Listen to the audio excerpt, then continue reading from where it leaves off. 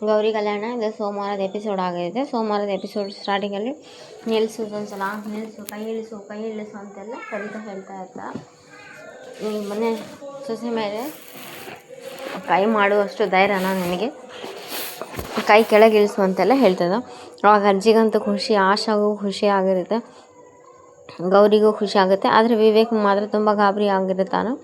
ಅದೇ ರೀತಿ ಚಂಚಲನ ತುಂಬ ಗಾಬರಿ ಇಳಿಸು ಅಂದರೆ ಇಳಿಸು ಕೈ, ನೀನೇನಾದರೂ ಅವಳ ಮೇಲೆ ಕೈ ಎತ್ತಿದರೆ, ಇನ್ನೊಂದು ಸಲ ಏನಾದರೂ ನೀನು ಅವಳ ಮೇಲೆ ಕೈ ಎತ್ತಿದರೆ ಈ ಮನೆಗೆ ಆ ಕೈ ಬೇಕೋ ಬೇಡವಾ ಅನ್ನೋದು ಈ ಮನೆ ನಿರ್ಧಾರ ಮಾಡುತ್ತೆ ಅಂತೆಲ್ಲ ಹೇಳಿದೆ. ಇದು ದೀನಬಂಧು ಮನೆತನ, ಇದು ಮನೆತನಕ್ಕೆ ತನ್ನದೇ ಆದಂಥ ಒಂದು ಘನತೆ, ಗೌರವ ಎಲ್ಲ ಇದೆ ಅಂತೆಲ್ಲ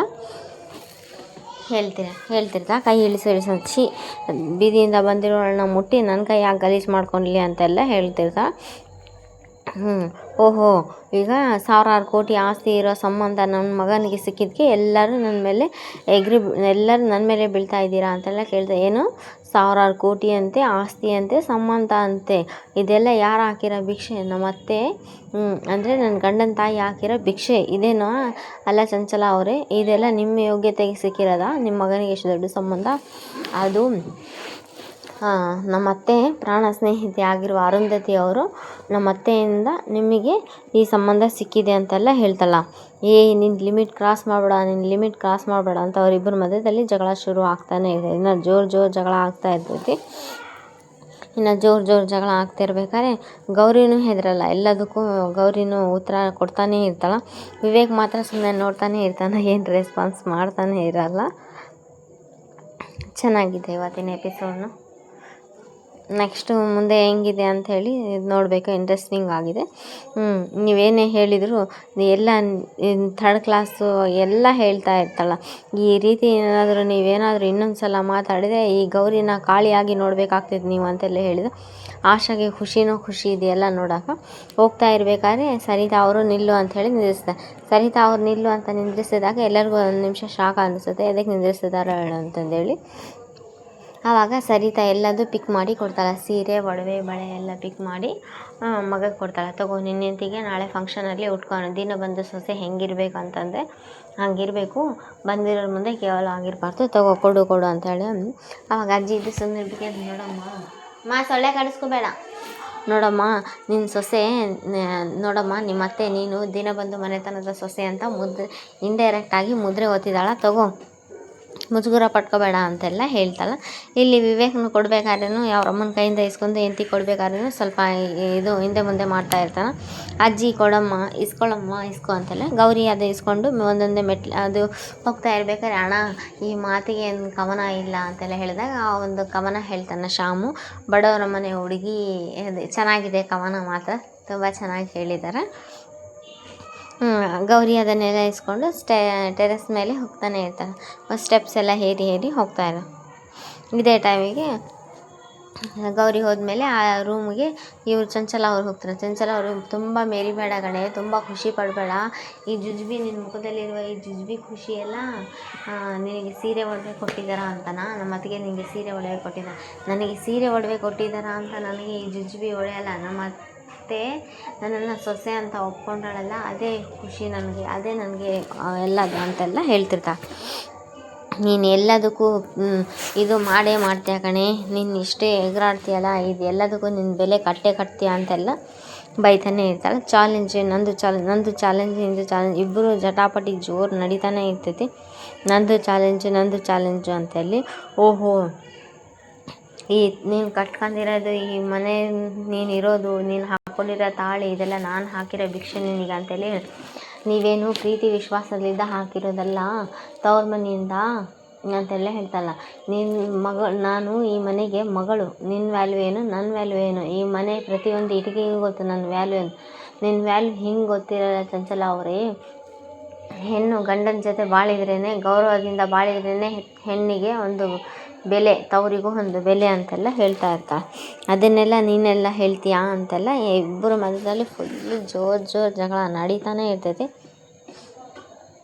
ಫುಲ್ ಜೋರು ಜಗಳ ನಡೀತಾ ಇರಬೇಕಾದ್ರೆ ನೀವೆಷ್ಟೇ ಹಾರಾಡಿದ್ರು ಎಷ್ಟೇ ಚೀರಾಡಿದ್ರು ನೀವು ನನಗೆ ಗಿಫ್ಟ್ ಕೊಟ್ಟೀನಿ ಅಂತ ಎಲ್ಲ ಹೇಳ್ತೀರಲ್ಲ, ಇದಕ್ಕಿಂತ 10 ಪಟ್ಟು ಹೆಚ್ಚಿಗೆ ಗಿಫ್ಟ್ ನಾನು ನಿನಗೆ ಕೊಡ್ತೀನಿ, ರಿಟರ್ನ್ ಗಿಫ್ಟ್ ಕೊಡ್ತೀನಿ ಅಂತೆಲ್ಲ ಹೇಳ್ತಾ.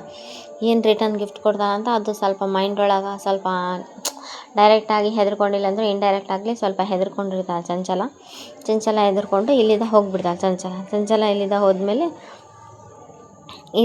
ಇಷ್ಟೇ ಇಂಡೋರ್ ಶೂಟಿಂಗ್ ಇವತ್ತಿರೋದಿಲ್ಲ, ಅದು ಚೆನ್ನಾಗಿದೆ. ಚಾಲೆಂಜ್ ಮಾಡಿ ಇದೇ ಟೈಮಿಗೆ ಗೌರಿ ರೂಮ್ ಒಳಗೆ ಒಡವೆ ಸೀರೆ ಎಲ್ಲ ನೋಡ್ತಿದ್ದೆ. ಅದೇ ಟೈಮಿಗೆ ಅವ್ರ ಅತ್ತೆ ಬಂದುಬಿಡ್ತಾರೆ. ಅವ್ರ ಅತ್ತೆ ಬಂದು, ನೋಡಮ್ಮ,